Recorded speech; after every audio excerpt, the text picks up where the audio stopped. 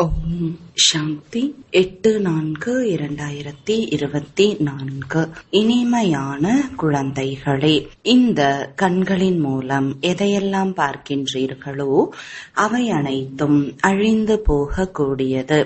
ஆகையால் இவற்றின் மீது எல்லையற்ற வைராகியம் வேண்டும். பாபா உங்களுக்காக புதிய உலகத்தை உருவாக்கி கொண்டிருக்கிறார். கேள்வி: குழந்தைகளாகிய உங்களுடைய அமைதியில் என்ன ரகசியம் அடங்கியுள்ளது? பதில்: நீங்கள் அமைதியாக அமரும் பொழுது சாந்தி தாமத்தை நினைவு செய்கிறீர்கள். அமைதி என்றால் வாழ்ந்து கொண்டிருக்கும் போதே இறப்பது என்பதை நீங்கள் தெரிந்துள்ளீர்கள். இங்கே பாபா உங்களுக்கு சத்குருவின் ரூபத்தில் அமைதியில் இருப்பதற்கு கற்றுத்தருகிறார். நீங்கள் அமைதியில் இருந்து தங்களுடைய பாவ கர்மங்களை எரிக்கின்றீர்கள். இப்போது வீட்டிற்கு செல்ல வேண்டும் என்ற ஞானம் உங்களுக்கு இருக்கிறது. மற்ற சத் சங்கங்களில் அமைதியில் அமருகிறார்கள், ஆனால் அவர்களுக்கு சாந்தி தாமத்தின் ஞானம் இல்லை. ஓம் சாந்தி. இனிமையிலும் இனிமையான செல்லமான ஆன்மீக குழந்தைகளுக்காக சிவபாபா பேசிக் கொண்டிருக்கிறார். கீதையில் ஸ்ரீகிருஷ்ணர் பேசினார் என்று இருக்கிறது. ஆனால் சிவபாபா பேசினார். கிருஷ்ணரை பாபா என்று சொல்ல முடியாது. 2 தந்தை இருக்கிறார்கள் என்று பாரதவாசிகளுக்கு தெரியும். ஒன்று லௌகீக தந்தை, மற்றொருவர் பரலௌகீக தந்தை ஆவார். பரலௌகீக தந்தையை பரமபிதா என்று அழைக்கிறோம். லௌகீக தந்தையை பரமபிதா என்று சொல்ல முடியாது. உங்களுக்கு லௌகீக தந்தை ஒன்றும் புரிய வைப்பது இல்லை. பரலௌகீக தந்தை பரலௌகீக குழந்தைகளுக்கு புரிய வைக்கிறார். முதலில் நீங்கள் சாந்தி தாமம் செல்கிறீர்கள். அதைதான் நீங்கள் முக்தி தாமம், சப்தமற்ற உலகம் அல்லது வானப்பிரஸ்தம் என்றும் கூறுகின்றீர்கள். இப்போது பாபா கூறுகிறார், குழந்தைகளே, இப்போது சாந்தி தாமம் செல்ல வேண்டும். அதை மட்டும்தான் அமைதியின் தூண் என்று சொல்ல முடியும். இங்கே அமர்ந்து கொண்டே முதலில் அமைதியில் அமர வேண்டும். எந்த ஒரு சத் சங்கங்களிலும் முதலில் அமைதியில் அமர்கிறார்கள், ஆனால் அவர்களுக்கு சாந்தி தாமத்தின் ஞானம் இல்லை. ஆத்மாக்களாகிய நாம் இந்த பழைய சரீரத்தை விட்டுவிட்டு வீட்டிற்கு செல்ல வேண்டும் என்று குழந்தைகள் தெரிந்திருக்கிறார்கள். எந்த நேரத்திலும் சரீரம் போய்விடும். ஆகையால் பாபா இப்போது என்ன படிப்பு சொல்லித் தருகிறாரோ அதை நல்ல விதத்தில் படிக்க வேண்டும். அவர் பரம ஆசிரியராக இருக்கிறார். சத்கதியை வழங்கும் வள்ளல் குருவாகவும் இருக்கிறார். அவருடன் யோகம் செய்ய வேண்டும். இவர் ஒருவரே 3 சேவைகளை செய்கிறார். வேறு எவரும் இந்த 3 சேவைகளையும் செய்ய முடியாது. இந்த ஒரு தந்தை அமைதியை கற்றுத்தருகிறார். வாழ்ந்து கொண்டே இருப்பதை அமைதி என்று சொல்லப்படுகிறது. நாம் இப்போது சாந்தி தாமம் வீட்டிற்கு செல்ல வேண்டும் என்பதை நீங்கள் தெரிந்துள்ளீர்கள். எதுவரை தூய்மையான ஆத்மாக்களாக ஆகவில்லையோ அதுவரை யாரும் திரும்பி வீட்டிற்கு செல்ல முடியாது. அனைவரும் செல்லத்தான் வேண்டும். ஆகையால் பாவ கர்மங்களுக்கு கடைசியில் தண்டனை கிடைக்கிறது. பிறகு பதவியும் கீழானதாக ஆகிவிடுகிறது. அடி மற்றும் உதை கூட வாங்க வேண்டி இருக்கிறது. ஏனென்றால் மாயையிடம் தோல்வி அடைகிறார்கள். பாபா மாயையிடம் வெற்றி அடைய செய்வதற்காக வருகிறார். ஆனால் கவனக்குறைவாக பாபாவை நினைவு செய்வது இல்லை. இங்கே ஒரு பாபாவை தான் நினைவு செய்ய வேண்டும். பக்தி மார்க்கத்தில் கூட அதிகமாக அலைகிறார்கள். யாருக்கு தலை வணங்குகிறார்களோ அவர்களை பற்றி தெரிவது இல்லை. பாபா வந்து இவ்வாறு அலைவதிலிருந்து விடுவித்து விடுகிறார். ஞானம் பகல் என்றும் பக்தி இரவு என்றும் புரிய வைக்கப்படுகிறது. இரவில்தான் ஏமாற்றம் அடைய வேண்டி இருக்கிறது.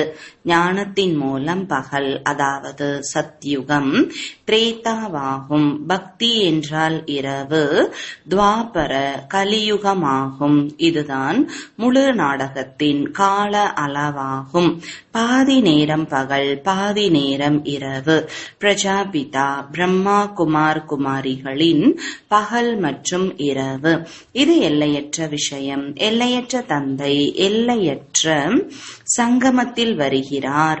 ஆகையால் சிவராத்திரி என்று சொல்லப்படுகிறது. சிவராத்திரி என்று எதை சொல்லப்படுகிறது என்று மனிதர்கள் புரிந்து கொள்வது இல்லை. உங்களை தவிர ஒருவர் கூட சிவராத்திரியின் மகத்துவத்தை தெரிந்து இருக்கவில்லை. ஏனென்றால் இது இடைப்பட்டதாகும். எப்போது இரவு முடிந்து பகல் ஆரம்பமாகிறதோ அதைதான் புருஷோத்தம சங்கம யுகம் என்று சொல்லப்படுகிறது. பழைய உலகம் மற்றும் புதிய உலகத்திற்கு இடைப்பட்டதாகும். பாபா வருவதே புருஷோத்தம சங்கம யுகமாகும். யுகம் யுகமாக வருவது இல்லை. சத்யுகம் திரேதா யுகத்திற்கு இடையே வருவதையும் சங்கம யுகம் என்று சொல்லிவிட்டார்கள். இது தவறு என்று பாபா கூறுகிறார். சிவ பாபா கூறுகிறார், என்னை நினைவு செய்தீர்கள் என்றால் பாவம் அழிந்துவிடும். இதை யோக அக்னி என்று சொல்லப்படுகிறது. நீங்கள் அனைவரும் பிராமணர்கள் ஆவீர்கள். தூய்மையாவதற்காக யோகம் கற்றுக் கொடுக்கின்றீர்கள். அந்த பிராமணர்கள் காமசிதையில் ஏற்றுகிறார்கள். அந்த பிராமணர்களுக்கும் பிராமணர்களாகிய உங்களுக்கும் இரவுக்கும் பகலுக்கும் உண்டான வித்தியாசம் இருக்கிறது. அவர்கள் உடல் வழி பிறந்தவர்கள். நீங்கள் வாய் வழியாக பிரம்மாவின் வாய் மூலம் கூறப்பட்ட ஞானத்தால் பிறந்தவர்கள். ஒவ்வொரு விஷயத்தையும் நல்ல முறையில் புரிந்து கொள்ள வேண்டும்.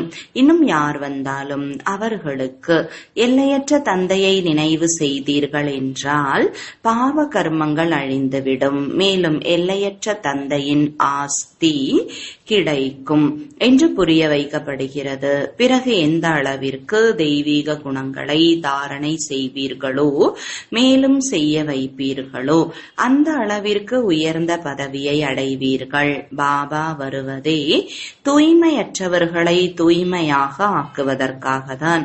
எனவே நீங்கள் கூட இந்த சேவை செய்ய வேண்டும்.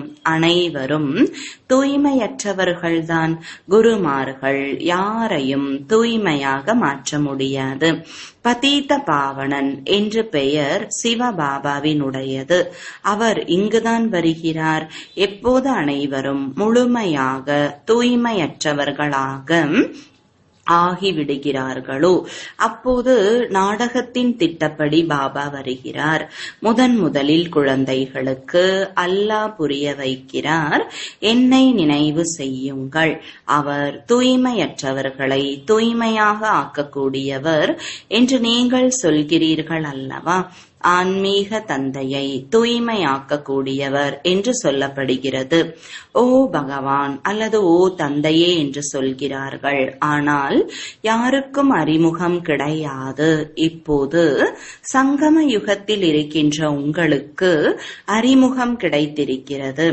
அவர்கள் நரகவாசிகள் ஆவர். நீங்கள் நரகவாசிகள் இல்லை.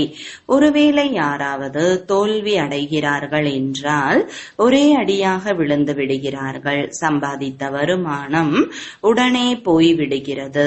முக்கியமான விஷயம், தூய்மையற்ற நிலையிலிருந்து தூய்மையாக ஆக வேண்டும். இந்த உலகமே விகார உலகம். அது விகாரமற்ற உலகம், புதிய உலகம். அங்கே தேவதைகள் ராஜ்யம் செய்கிறார்கள். இப்போது குழந்தைகளாகிய உங்களுக்கு தெரிய வந்திருக்கிறது, முதலில் தேவதைகள் தான் அனைவரையும் விட அதிக பிறவிகள் எடுக்கிறார்கள். அதில் கூட முதலில் சூரிய வம்சத்தவர்கள். அவர்கள் முதலில் வருகிறார்கள். 21 தலைமுறைக்கு ஆஸ்தி அடைகிறார்கள். எவ்வளவு எல்லையற்ற ஆஸ்தி! தூய்மை, சுகம், அமைதி. சத்தியுகத்தை முழுமையான சுகதாமம் என்று சொல்லப்படுகிறது. திரேதாவை பாதி எனப்படுகிறது. ஏனென்றால் 2 கலைகள் குறைந்து விடுகிறது. கலை குறைவதன் மூலம் ஒளி குறைந்து விடுகிறது. சந்திரனின் கலை குறைவதின் மூலம் ஒளி குறைந்து விடுகிறது. கடைசியாக மீதி கோடு நிற்கிறது. முற்றிலும் இல்லாமல் போவது இல்லை. உங்கள் உங்களுடைய நிலையும் அப்படிதான், முற்றிலும் இல்லாமல் போவது இல்லை. இதைதான் மாவில் உப்பு என்று சொல்லப்படுகிறது. பாபா வந்து ஆத்மாக்களுக்கு புரிய வைக்கிறார். இது ஆத்மாக்கள் மற்றும் பரமாத்மாவின் சந்திப்பு. இது புத்தியின் மூலம் புரிந்து கொள்ளப்படுகிறது. பரமாத்மா எப்போது வருகிறார், எப்போது அநேக ஆத்மாக்கள் அல்லது அதிகமான மனிதர்கள் ஆகிவிடுகிறார்களோ அப்போது பரமாத்மா கூட்டத்தில் வருகிறார். ஆத்மாக்கள் மற்றும் பரமாத்மாவின் சந்திப்பு ஏன் நடக்கிறது?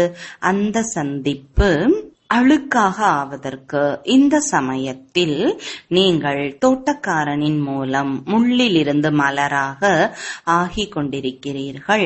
நினைவின் பலத்தின் மூலம் ஆகிறீர்கள். பாபாவை சர்வசக்திவான் என்று சொல்லப்படுகிறது. எப்படி பாபா சர்வசக்திவானாக இருக்கிறாரோ அதே போல ராவணனும் குறைந்த சக்தியுடையவன் இல்லை. பாபா அவரே கூறுகிறார், மாயை பலம் வாய்ந்தது, கடுமையானது. பாபா, நாங்கள் உங்களை நினைவு செய்கிறோம், மாயை எங்களுடைய நினைவை மறக்கச் செய்கிறது என்று சொல்கிறார்கள். ஒருவர் மற்றவருக்கு எதிரியாக ஆகிவிட்டார்கள். பாபா மாயையின் மீது வெற்றியடைய வைக்கிறார். பிறகு மாயை தோல்வியடைய செய்கிறது. தேவதைகள் மற்றும் அசுரர்களின் யுத்தம் காட்டப்பட்டு இருக்கிறது. ஆனால் அப்படி எதுவும் இல்லை. இதுதான் யுத்தமாகும். நீங்கள் பாபாவை நினைவு செய்வதன் மூலம் தேவதையாக ஆகின்றீர்கள். மாயை நினைவில் தடையை ஏற்படுத்துகிறது. படிப்பில் தடையை ஏற்படுத்துவது இல்லை. நினைவில்தான் தடைகள் ஏற்படுகிறது. அடிக்கடி மாயை மறக்கச் செய்து விடுகிறது. தேக அபிமானம் உடையவர்களாக ஆவதன் மூலம் மாயையின் அறை விழுந்து விடுகிறது. காம வசப்பட்டவர்கள் மிகவும் கடுமையான வார்த்தைகளில் சொல்லப்படுகிறார்கள். இந்த ராஜ்யம் ராவண ராஜ்யம். இங்கே கூட தூய்மையாகுங்கள் என்று புரிய வைக்கப்படுகிறது. ஆனாலும் தூய்மை ஆவதே இல்லை. பாபா கூறுகிறார், குழந்தைகளே, விகாரத்தில் செல்லாதீர்கள், முகத்தை கருப்பாக்கி கொள்ளாதீர்கள். இருந்தாலும் பாபா மாயை தோல்வியடைய செய்துவிட்டது என்று எழுதுகிறார்கள். அதாவது முகத்தை கருப்பாக்கி கொண்டு அமர்ந்திருக்கிறார்கள். வெண்மை மற்றும் கருப்பு அல்லவா? விகாரிகள் கருப்பாகவும் நிர்விகாரிகள் வெண்மையாகவும் இருக்கிறார்கள். ஷியாம் சுந்தரின் பொருள் கூட உங்களை தவிர உலகத்தில் யாரும் தெரிந்திருக்கவில்லை. கிருஷ்ணரை ஷியாம் என்றும் சுந்தர் என்றும் கூறுகிறார்கள். பாபா அவர்களுடைய பெயரின் பொருளை புரிய வைக்கிறார். சொர்க்கத்தின் முதல் இளவரசராக இருந்தார். அழகில் முதல் நம்பரில் இவர் தேர்ச்சி பெறுகிறார். பிறகு மறுபிறவி எடுத்து எடுத்து கீழே இறங்கி கருப்பாகி விடுகின்றனர். எனவே ஷியாம் சுந்தர் என்று பெயர் வைத்தார்கள். இந்த பொருளை கூட பாபா தான் புரிய வைக்கிறார். சிவபாபா எப்போதும் அழகானவராக இருக்கிறார். அவர் வந்து குழந்தைகளாகிய உங்களை அழகாக்குகிறார். தூய்மையற்றவர்கள் கருப்பாகவும் தூய்மையானவர்கள் அழகாகவும் இருக்கிறார்கள். இயற்கையான அழகு இருக்கிறது. குழந்தைகளாகிய நீங்கள் நாம் சொர்க்கத்திற்கு எஜமானர்களாக ஆக வேண்டும் என்று வந்துள்ளீர்கள். ஆகையால் புகழ் பாடப்படுகிறது. சிவ பகவானின் மகா வாக்கியம். தாய்மார்கள் சொர்க்கத்தின் வாயிலை திறக்கின்றார்கள். ஆகையால் தான் வந்தே மாதரம் என்று பாடப்படுகிறது. வந்தே மாதரம் என்றால் தந்தையும் இருக்கிறார் என்பது புரிந்து கொள்ளப்படுகிறது. பாபா தாய்மார்களின் புகழை அதிகரிக்கிறார். முதலில் லக்ஷ்மி, பின்னால் நாராயணன். இங்கே முதலில் திருவாளர், பின்னால் திருமதி. நாடகத்தின் ரகசியம் அப்படி உருவாக்கப்பட்டுள்ளது. பாபா படைப்பவர். முதலில் தன்னுடைய அறிமுகத்தை கொடுக்கிறார். ஒன்று எல்லைக்கு உட்பட்ட, மற்றொருவர் எல்லையற்ற பரலௌகீக தந்தை. எல்லையற்ற தந்தையை நினைவு செய்கிறார்கள். ஏனென்றால் அவரிடமிருந்து எல்லையற்ற ஆஸ்தி கிடைக்கிறது. எல்லைக்கு உட்பட்ட ஆஸ்தி கிடைத்தாலும் கூட எல்லையற்ற தந்தையை நினைவு செய்கிறார்கள். பாபா, நீங்கள் வந்தீர்கள் என்றால் நாங்கள் மற்ற சேர்க்கையை விட்டுவிட்டு தங்கள் ஒருவரிடம் மட்டுமே சேர்வோம். இதை ஆத்மாதான் கூறியது. ஆத்மா இந்த கர்ம இந்திரியங்கள் மூலம் நடிப்பை நடிக்கிறது. ஒவ்வொரு ஆத்மாவும் எப்படி எப்படி கர்மம் செய்கிறதோ அப்படி அப்படி பிறவி எடுக்கிறது. செல்வந்தர்கள் ஏழையாகிறார்கள், கர்மம் அல்லவா? இந்த லக்ஷ்மி நாராயணன் உலகத்தின் எஜமானர்கள். இவர்கள் என்ன செய்தார்கள் என்பதை நீங்கள்தான் தெரிந்துள்ளீர்கள். மேலும் நீங்கள்தான் புரிய வைக்க முடியும். பாபா கூறுகிறார், இந்த கண்களின் மூலம் நீங்கள் எதையெல்லாம் பார்க்கின்றீர்களோ அதன் மீது வைராகியம் வேண்டும். இவை அனைத்தும் அழியக்கூடியதாகும். புதிய வீடு கட்டுகிறார்கள் என்றால் பிறகு பழையதின் மீது வைராகியம் வந்து விடுகிறது. தந்தை புதிய வீடு கட்டியிருக்கிறார், நாங்கள் அங்கு செல்வோம் என்று குழந்தைகள் கூறுவார்கள். இந்த பழைய வீடு இடிந்துவிடும். இது எல்லையற்ற விஷயமாகும். பாபா சொர்க்கத்தை உருவாக்க வந்துள்ளார் என்பதை குழந்தைகள் தெரிந்திருக்கிறீர்கள். இது மோசமான பழைய உலகம். குழந்தைகளாகிய நீங்கள் இப்போது திரிமூர்த்தி சிவனுக்கு முன்னால் அமர்ந்து இருக்கிறீர்கள். நீங்கள் வெற்றி அடைகிறீர்கள். உண்மையில் இந்த திரிமூர்த்தி உங்களுடைய ராஜமுத்திரையாகும். உங்களுடைய இந்த பிராமண குலம் மிகவும் உயர்ந்தது. உச்சி குடுமி ராஜ்யம் உருவாகி கொண்டிருக்கிறது. இந்த அரச முத்திரையை பற்றி குழந்தைகள் நீங்கள்தான் அறிந்துள்ளீர்கள். சிவ தந்தை தேவி தேவதைகளாக மாற்றுவதற்காக நமக்கு பிரம்மாவின் மூலம் படிப்பு சொல்லித் தருகிறார். அழிவு ஆகத்தான் வேண்டும். உலகம் தமோ பிரதானமாகிறது எனும் போது இயற்கை சீற்றங்களும் உதவுகிறது. புத்தியிலிருந்து எவ்வளவு அறிவியல் வந்து கொண்டே இருக்கிறது. வயிற்றிலிருந்து ஏவுகணைகள் வருவது இல்லை, இது அறிவியல் கொண்டு வந்துள்ளது. இதன் மூலம் முழு குலத்தையும் அழித்து விடுகிறார்கள். உயர்ந்ததிலும் உயர்ந்தவர் சிவபாபா என்று குழந்தைகளுக்கு புரிய வைக்கப்பட்டுள்ளது. பூஜை கூட ஒரு சிவபாபா மற்றும் தேவதைகளை தான் செய்ய வேண்டும். பிராமணர்களின் பூஜை நடக்க முடியாது. ஏனென்றால் உங்களுடைய ஆத்மா தூய்மையாக இருக்கலாம், ஆனால் ஷரீரம் தூய்மையானது கிடையாது. ஆகையால் பூஜைக்கு தகுந்தவர்களாக ஆக முடியாது. புகழுக்குரியவர்கள் பிறகு எப்போது தேவதையாக ஆகின்றீர்களோ அப்போது ஆத்மாவும் தூய்மையாக இருக்கிறது, ஷரீரமும் புதியதாக தூய்மையாக கிடைக்கிறது. இந்த சமயத்தில் நீங்கள் புகழுக்கு தகுதியானவர்களாக இருக்கிறீர்கள். வந்தே மாதரம் என்று பாடப்படுகிறது. தாய்மார்களின் சேனை என்ன செய்தது?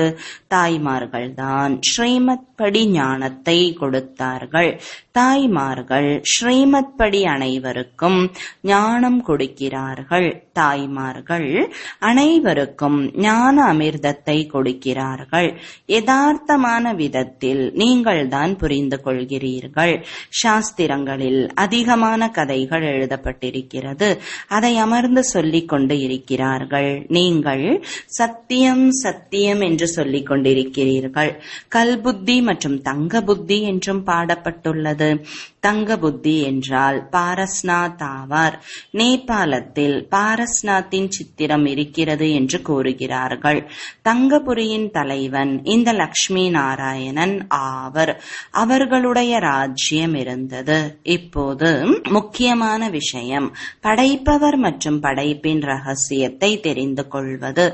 எத்தனை ரிஷிகளும் முனிவர்களும் கூட தெரியாது தெரியாது என்று சொல்லிக் கொண்டு வந்தார்களோ அதுவாகும். இப்போது நீங்கள் பாபாவின் மூலம் அனைத்தையும் தெரிந்திருக்கிறீர்கள். அதாவது ஆஸ்திகர்களாக ஆகின்றீர்கள்.